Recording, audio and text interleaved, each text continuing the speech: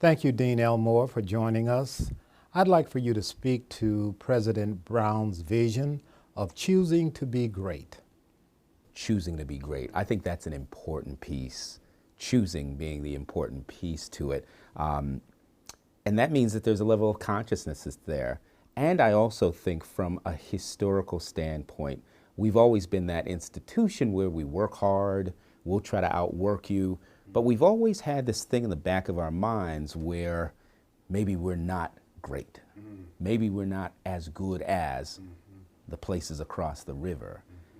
And I like that choosing to be great has a level of boldness with it. It's got a level of trash talk with it that says, no, no, no, we can choose to be great. We will choose to be great. That's an important piece to this. And then there are these other elements of the plan. And, you know, the plan deals with, I think, the thinking about the modern pluralistic institution of higher education, how that's going to change. I mean, the very notion of what we're doing right now represents possibilities about change. The way that people learn things, the way that people perceive of their environment, what is education, what's going to be important going forward, and how global does it need to be, what's global mean, what's pluralism mean. Those are important kinds of things.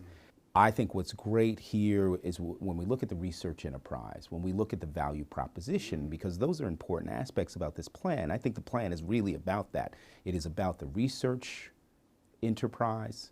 It is about the value of a residential education, or at least some portions of a residential education, and then what role for this concept called community in that, whether online, whether in a city, or whether on a small patch that we call a campus.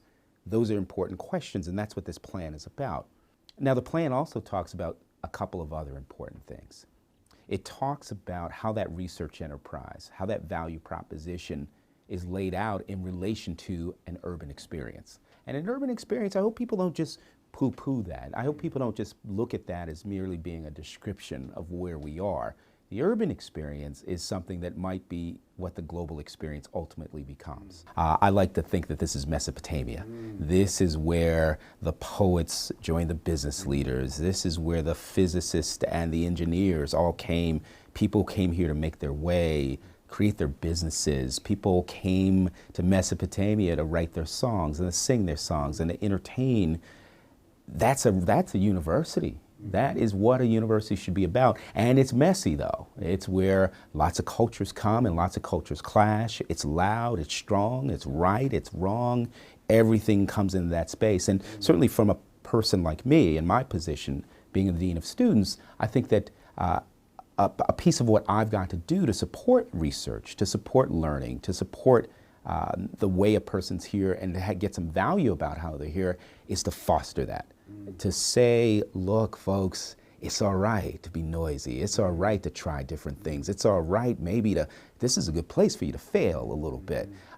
It's all right for you to learn how to engage in a set of conversations, how to engage your skills, how to engage your soul a little bit. It's all right to do that here, and I want to encourage that. It's not neat and clean. I almost feel as though my job is to be somebody in that Dr. Seuss book, right?